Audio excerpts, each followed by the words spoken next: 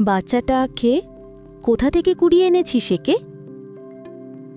চোখ বড় করে তিনটা মাথা তাকিয়ে আছে এক ছোট্ট মেয়ের দিকে। মুখে একরাশ বিস্ময়। দরজার বাইরে এক শক্তপোক্ত মানবের বিশালাকার পায়ের আড়ালে লুকিয়ে আছে বাচ্চা মেয়েটি। হাতে একটা ছোট্ট টেডি বিয়ার। চোখে মুখে স্পষ্ট ভয় লেগে আছে তার। কিন্তু যে মানবটিকে ধরে সে দাঁড়িয়ে আছে তার মুখে একরাশ বিরক্তির কারণ হলো এই বাচ্চা মেয়েটি। বলতে গেলে এই মাঝরাতে অর্থাৎ 12টার সময় সে সঙ্গে করে উটকো ঝামেলা বয়ে নিয়ে এসেছে। দরজাকে ঘিরে যে 3 মানব দাঁড়িয়ে আছে তারা একবার করে বাচ্চাটিকে দেখছে, আরেকবার করে যে এনেছে তাকে দেখছে। মুখ বিকৃত করে এক একজন এক এক রকম প্রশ্ন করল। এই ভাই, এটা কার বাচ্চা? আরেকজন শান্ত স্বরে জিজ্ঞেস করল, আরব, এটা কি তোর ছানা? আরবের মস্তিষ্ক গেল বিগড়ে। বাচ্চা তার মোটেই পছন্দ না। সে থাকে বাচ্চাদের থেকে 100 হাত দূরে। সবাই বলে বাচ্চারা হলো ভগবানের আরেক রূপ, কিন্তু আরবের মতে বাচ্চারা হলো শয়তানের আরেক রূপ। কানের কাছে সারাক্ষণ ভ্যাঁ ভ্যাঁ প্যা প্যা করবে, আবার সুযোগ বুঝে কেস খাওয়ানোতে তারা হলো এক্সপার্ট। আরব চোখ মুখ কুঁচকে কপালে 2 আঙুল ঘষে বলল, এখানে দাঁড়িয়েই সব বিচার করবি নাকি ঘরেও ঢুকতে দিবি তোরা? সবাই দরজা থেকে সরে গেল আর আরব সাথে সাথে ভিতরে ঢুকল তিরিক্ষে মেজাজি নিয়ে। বাচ্চাটি তার প্যান্ট ছোট্ট 2 আঙুলে ধরে পিছে পিছে আসলো। সবাই শুধু একে অপরের দিকে চাওয়াচাবি করে দরজা বন্ধ করল। আরব ভেতরে এসে প্রথমে মেয়েটিকে নিজের কাছ থেকে দূরে সরালো এক রাশ বিরক্তি নিয়ে। এরপর সোফায় বসে বড় বড় শ্বাস ফেলে শার্টের 2টো বোতাম খুলে গা এলিয়ে দিয়ে চোখ বন্ধ করে ফেলল। বাচ্চাটি নিষ্পাপ মুখ নিয়ে মাথা নিচু করে এদিক ওদিক দেখছে। শুভ, রনি আর নিশীথ তাকে চেয়ে চেয়ে টুকুর টুকুর দেখল। শুভ এক পর্যায়ে দাঁত কেলিয়ে বলল, বাচ্চাটা কিন্তু কিউট। বাকি 2জন মাথা নাড়ল, যার অর্থ তারাও স্বীকার করল শুভর কথা। নিশীথ এরপর আরবের মুখোমুখি একটা চেয়ার টেনে বসল। আরব সিলিংয়ের দিকে মাথা করে চোখ বন্ধ করে আছে। দেখে বোঝাই যাচ্ছে এই পরিস্থিতিতে সে ভীষণ ক্লান্ত, সাথে বিরক্ত। নিশীথ শান্ত কণ্ঠে জিজ্ঞেস করল, আরব, এটা কে? জানি না। শীতল কণ্ঠে জবাব এলো আরবের তরফ থেকে। সে এখনো চোখ বন্ধ করে রয়েছে। নিশীথ, শুভ ও রনি খানিকটা অবাক হল। রনির কপালে ভাঁজ পড়ল। একটা ভ্রু উপরে তুলে জিজ্ঞেস করল, জানিস না তাহলে এখানে এনেছিস কেন? আনিনি, পেছন পেছন চলে এসছে।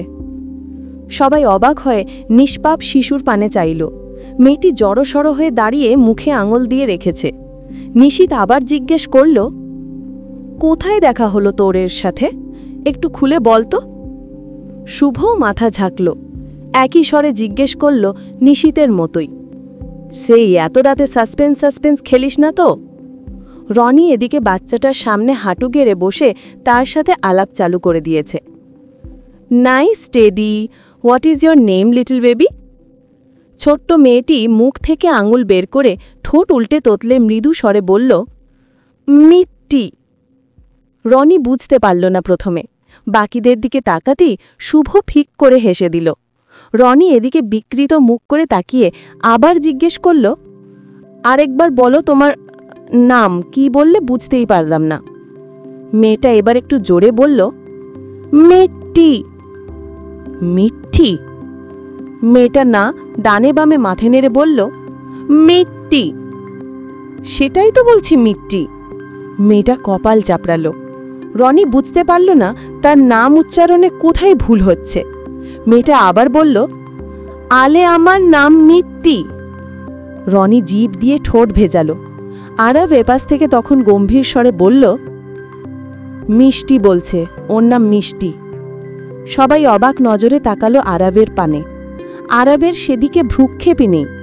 শুভ খানিকটা সন্দিহান গলায় বলল, তুই জানলি কি করে? ওর টেডি বিয়ারের পায়ে লেখা আছে। রনি এবার লক্ষ্য করল টেডির পাটা। ছোট্ট করে বাংলায় লেখা আছে মিষ্টি। রনি এবার উঠে দাঁড়ায়, আরাফের পাশে এসে বসে বলল, কেস কি বলতো এবার একটু, কোথা থেকে কিভাবে মিষ্টিকে পেলি? আরাফ দীর্ঘশ্বাস ফেলল, মনে করল কিছুক্ষণ আগের ঘটনা। ক্লাব থেকে ড্রিঙ্ক করে হেলতে দুলতে দুলতে সিগারেট টানতে টানতে সে বাড়ি ফিরছিল। রাত তখন 11টা প্রায়। পরনে ছিল ব্লু শার্ট আর প্যান্ট, চুলগুলো বড় বড় তার, বলতে গেলে কাঁচ ছুঁই ছুঁই। মুখে এক দাড়ি গোফের আস্ত জঙ্গল। দূর থেকে কেউ অন্ধকারে দেখলে নির্ঘাত ভয় পেয়ে পালাবে এমন চালচলন তার।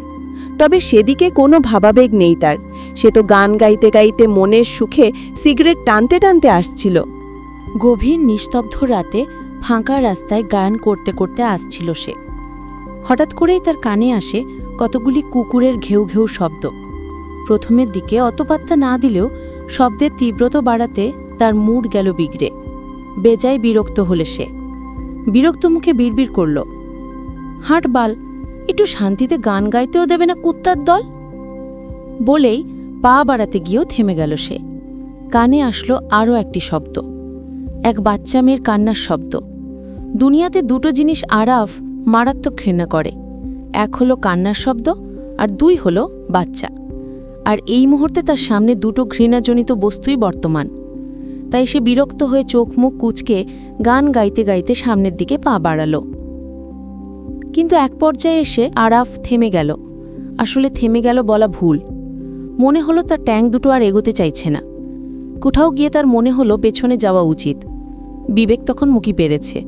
আরাফ বিবেকের তোয়াক্কা করে না, কিন্তু এই মুহূর্তে সে বেজায় অখুশি হলো, কারণ তা হলো সে বিবেকের কাছে হার মেনে গেছে। ফলস্বরূপ তার পা আটকে গেছে। নিজের ওপর চরম বিরক্ত হয়ে আরাফ পেছনে মুড়ল।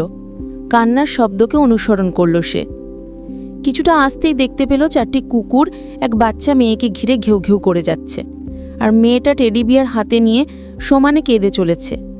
কেঁদে কেঁদে নাকের জল চোখের জল এক করে খেলেছে মেয়েটা।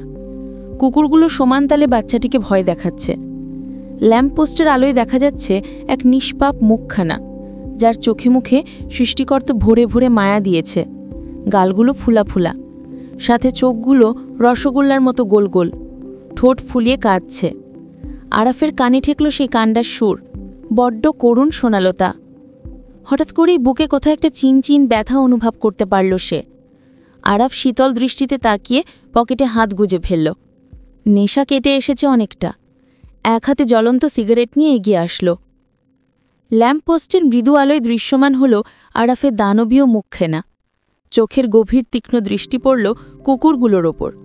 আরাফকে দেখামাত্র কুকুরগুলো ঘেউ ঘেউ করা বন্ধ করে দিল। খানিকক্ষণ চেয়ে দেখে তারা পালিয়ে গেল সেখান থেকেই। মেয়েটির কান্না তখন বন্ধ হল। বুঝতে পারল না কিছুই যে হঠাৎ করে তারা পালিয়ে কেন গেল। এরপর পেছনে তাকাতেই দেখি লাফকে দেখে খানিকটা চমকে গেল। আশ্চর্যের ব্যাপার হলো, আরাফকে দেখলেই সাধারণ মানুষ ভয় পাবে, এমন গম্ভীর ও দানবীয় মুখখানা তার, খানিকটা বন মানুষের মতো। বাচ্চারা তো কেঁদেই ফেলে তাকে দেখলে। কিন্তু অবাক কথা, মেয়েটা আবার কাঁদার বদলে চুপ করে রইল, ড্যাব ড্যাব করে তাকিয়ে রইল শুধু ফোলা ফোলা চোখে। আরাফকে ভয় তো পেলই, বরং কাছে আসলো গুটি গুটি পায়। উচ্চতা বেশি হওয়ার দরুন মাথা উঠিয়ে দেখল সে।